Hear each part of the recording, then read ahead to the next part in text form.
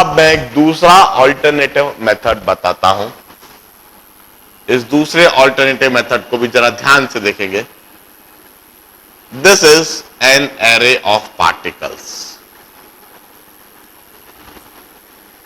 यह पार्टिकल की एक लाइन हमने बना दी। अब पार्टिकल की दूसरी एरे में कैसे बिछा रहा हूं जरा ध्यान से देखेंगे। दूसरी एरे को इधर मैंने पैरेलल बिछाया था, इधर मैं पैरेलल लगाने के बजाय इस तरह से।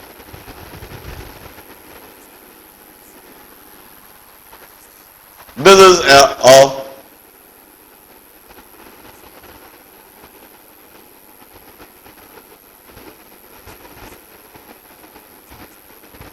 second array.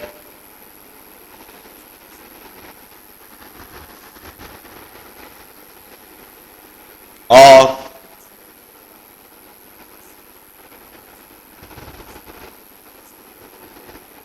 this is third array of particle.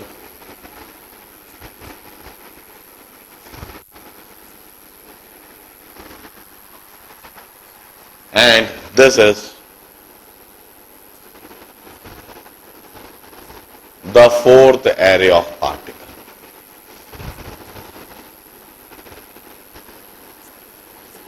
This is an alternative method.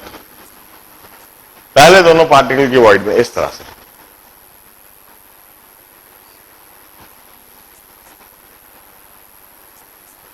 जरा बड़े ध्यान से देखें, इस केस में कोई से भी एक पार्टिकल के चारों तरफ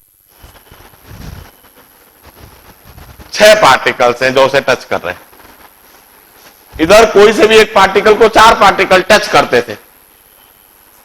कोऑर्डिनेशन नंबर इधर 4 था एक तरीके से।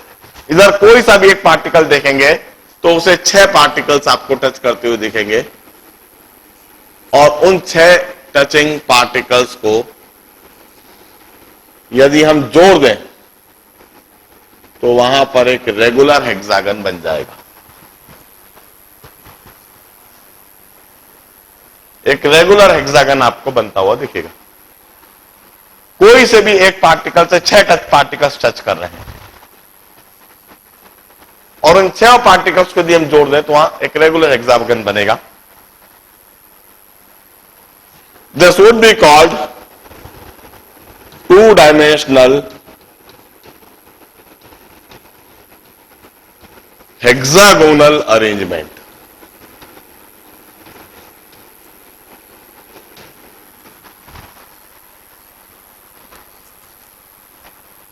Two-dimensional hexagonal arrangement. इस केस में कोई से भी पार्टिकल के चारों तरफ यदि आप कोई से भी पार्टिकल के बीच में वॉइड यदि आप देखें, 3 पार्टिकल के बीच में आपको एक वॉइड दिखेगी, और उस वॉइड का शेप आपको ट्रायंगल दिखेगा। This would be called triangular voids arrangement. This would be called triangular voids arrangement.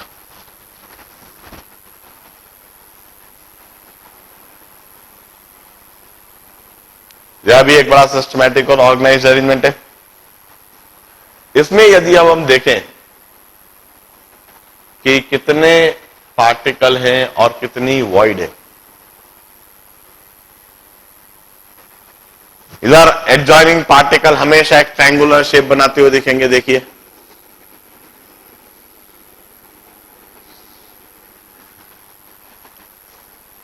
Equilateral triangle, और इस हेक्सागन के अंदर इस तरह के 6 इक्विलैटरल ट्रायंगल दिखेंगे। इस ट्रायंगल के अंदर इस तरह के 6 इक्विलैटरल ट्रायंगल दिखेंगे। हम यदि पार्टिकल और वॉइड का रेशो देखें, दिस इज 1/3 पार्टिकल, 1/3 है। दिस इज 1/3, यह 1/3, 1/3, 1/3, 1/3 और 1.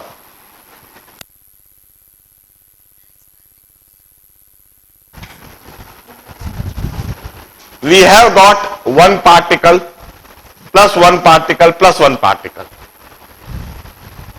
A total of 3 particles in the enclosed area.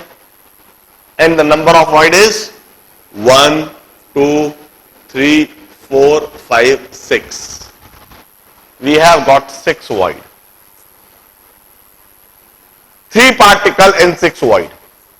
It means each particle is associated with 2 voids.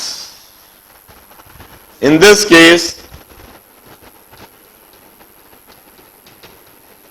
each particle is associated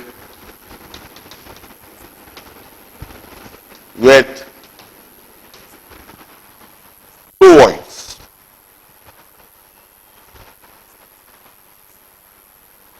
Particle and void ratio.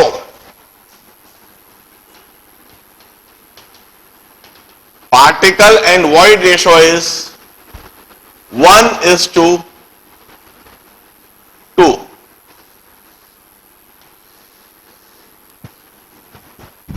इसका मतलब इस तरीके से बिछाते समय यदि वहां पर थाली में 100 पार्टिकल बिछ जाएंगे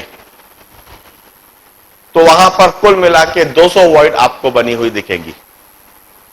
इस तरीके से बिछाते समय यदि वहां पर थाली में 100 पार्टिकल बिछे तो वहां पर 200 वॉइडें दिखाई देंगी. 100 पार्टिकल आपको 2 डायमेंशनल हेक्सागोनल अरेंजमेंट में दिखेंगे और 200 वॉइड आपको ट्रायंगुलर वॉइड्स दिखेंगी.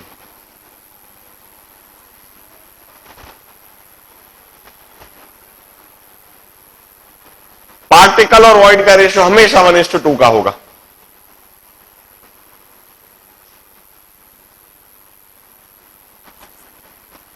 अब once again the packing fraction. इस केस में पैकिंग फ्रैक्शन क्या होना चाहिए?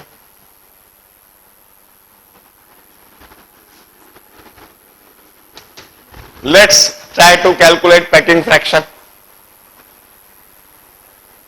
हम हेक्सागोनल एरिया लेंगे. लेट अस से मैं एक और हेक्सागन बना देता हूं इधर. यहां हेक्सागोनल एरिया, इसका टोटल एरिया लेना है. इसमें कुल मिला के 3 पार्टिकल है, यह तो मैं जानता हूं. 3 पार्टिकल का area pi r square upon the area of hexagon.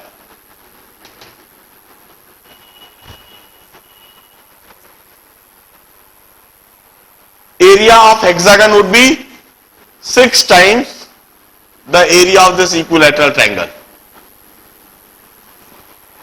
It would be 6 times the area of this equilateral triangle. यह इक्विलैटरल ट्रायंगल जिसकी एज लेंथ है 2r. इक्विलैटरल ट्रायंगल की एज लेंथ है 2r. उस इक्विलैटरल ट्रायंगल का area इधर लिख देता हूं.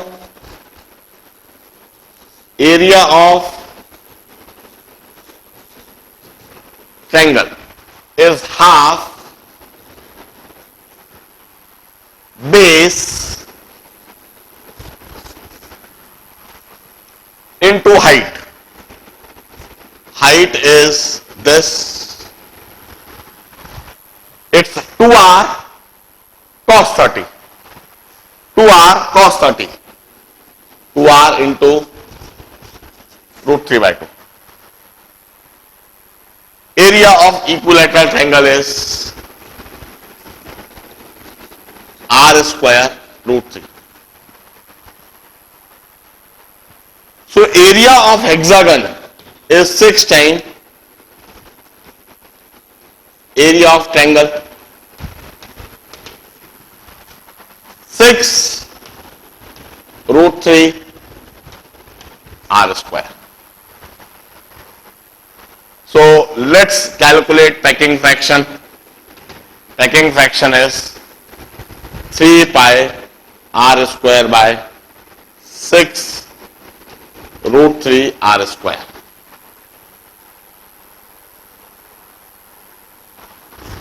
R square से R square cancelled. Efficiency would be root 3 pi by 6. क्या आप मुझे बताएंगे कितना पैकिंग फ्रैक्शन आ रहा है? What is the packing fraction equal to?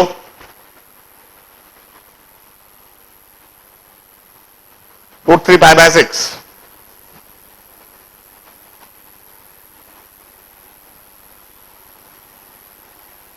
पाई की जगह 3.14, रूट 3 की जगह 1.732.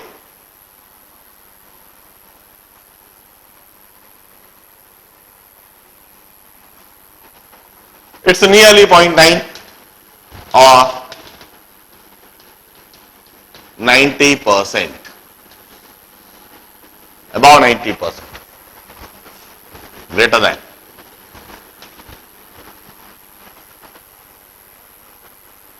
In fact, it's max efficient arrangement. You will conclude that this is max efficient arrangement. This is less efficient.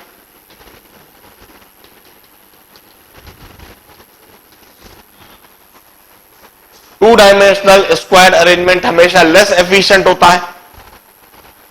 Efficiency हमने कैलकुलेट करके देख लिया, पैकिंग फ्रैक्शन कैलकुलेट करके देख लिया है. और two dimensional hexagonal arrangement max efficient होता है. इसमें एफिशिएंसी यदि आप कैलकुलेट करेंगे it would come out to be 90%, more than 90%. Efficiencies, we have got 3 particles. Each particle have got area of pi r square upon area of the given hexagon, जिसमें यह 3 particle है. Area of hexagon के लिए मैं एक triangle draw कर देता हूं. यह एक इक्विलैटरल ट्रायंगल है. इस तरह के 6 इक्विलैटरल ट्रायंगल है हेक्सागन में. Area of triangle is half base into height. Height is 2r cos 30, adjacent cos 30.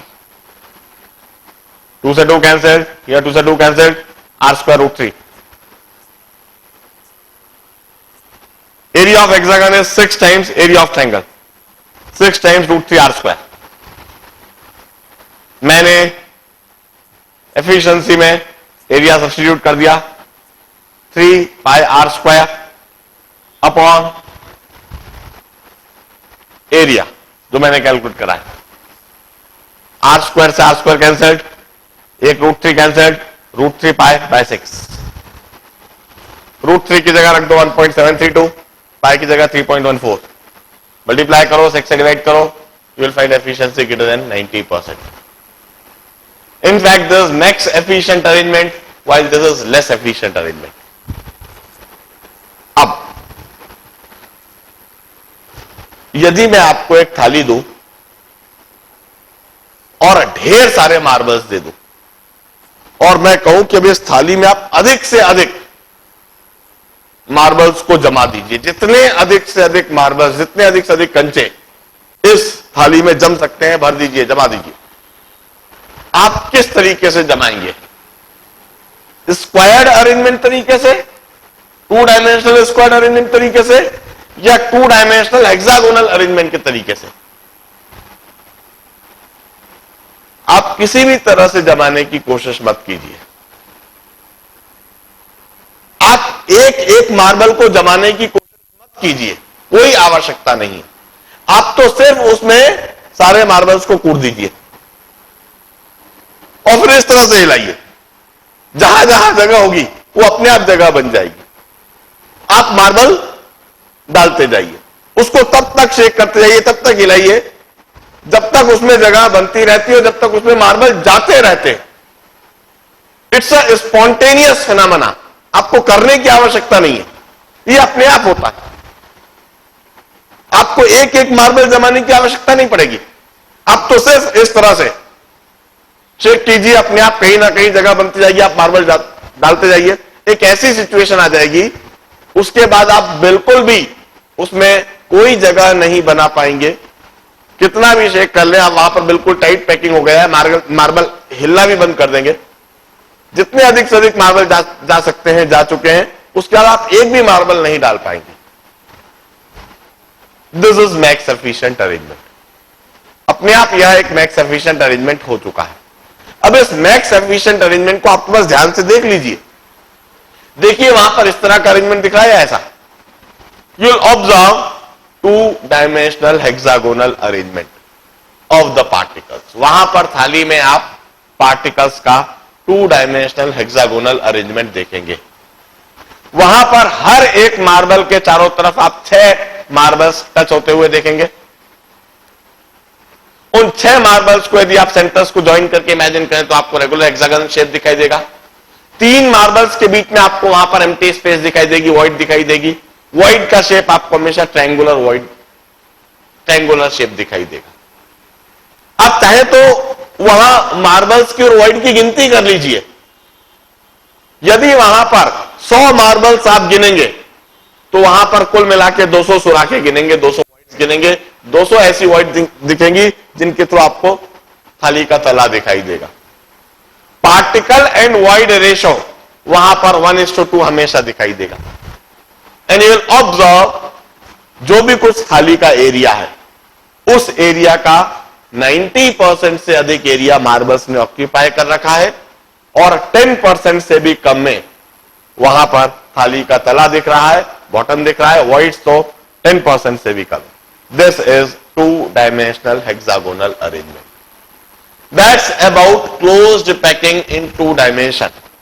Let's resume the lecture from the last stop.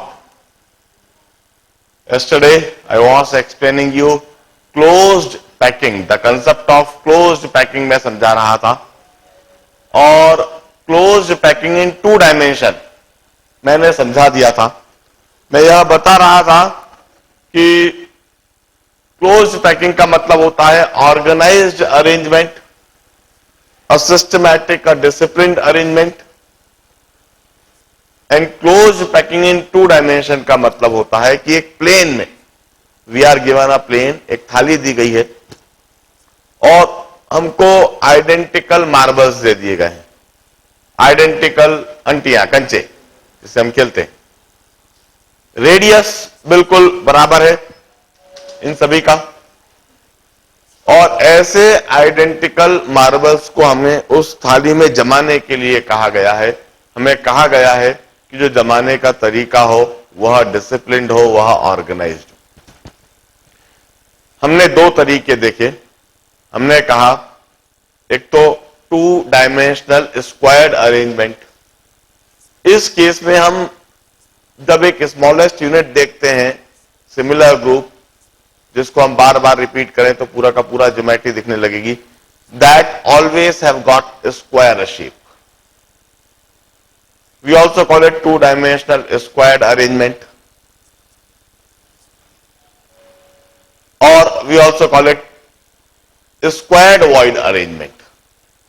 4 particle के बीच में एक वॉइड होती है और वह वॉइड स्क्वायर शेप की दिखती है। That's why we call it squared voids arrangement.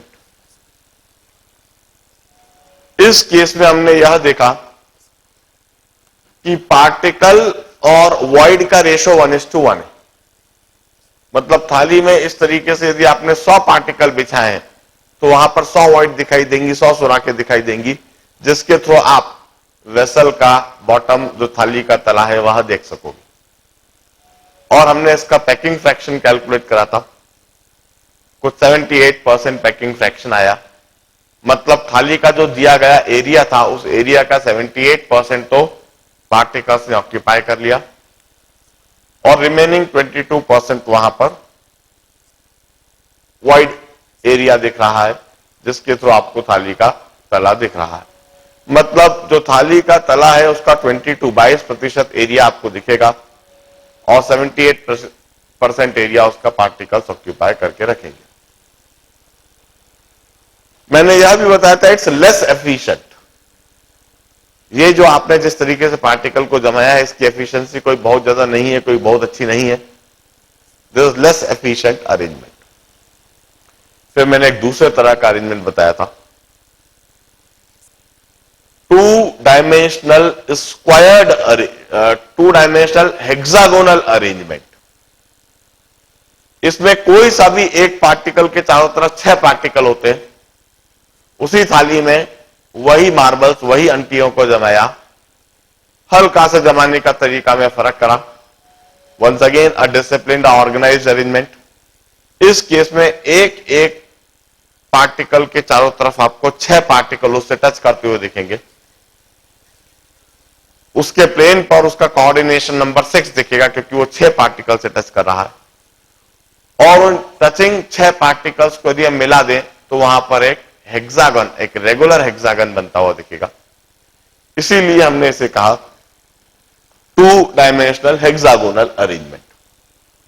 हमने देखा 3 पार्टिकल के बीच में एम्प्टी स्पेस है, 3 पार्टिकल के बीच में वॉइड है हमेशा। उस वॉइड का शेप नियरली ट्रायंगुलर शेप दिख रहा है, hence we call it triangular voids arrangement. एक बड़ा इंटरेस्टिंग सा कंक्लूजन इसमें देखा हमने कि पार्टिकल और वॉइड रेशियो 1:2 है। एक पार्टिकल है तो वहां 2 वॉइड है। यदि थाली में इस तरीके से आपने 100 अंटियां बिछा दी तो वहां पर 200 वॉइड दिखेंगी, 200 सुराखें दिखेंगी, जिसके थ्रू आपको ये ट्रायंगुलर वॉइड दिखेंगी, जिनके थ्रू आपको थाली का तला दिखाई देगा। और पैकिंग फ्रैक्शन हमने कैलकुलेट करा कि थाली का दिए गए एरिया का कितना एरिया पार्टिकल्स ने ऑक्यूपाई कर रखा है और कितना वहां पर वॉइड से। 92% एरिया तो हमें पार्टिकल्स के द्वारा ऑक्यूपाइड दिखा और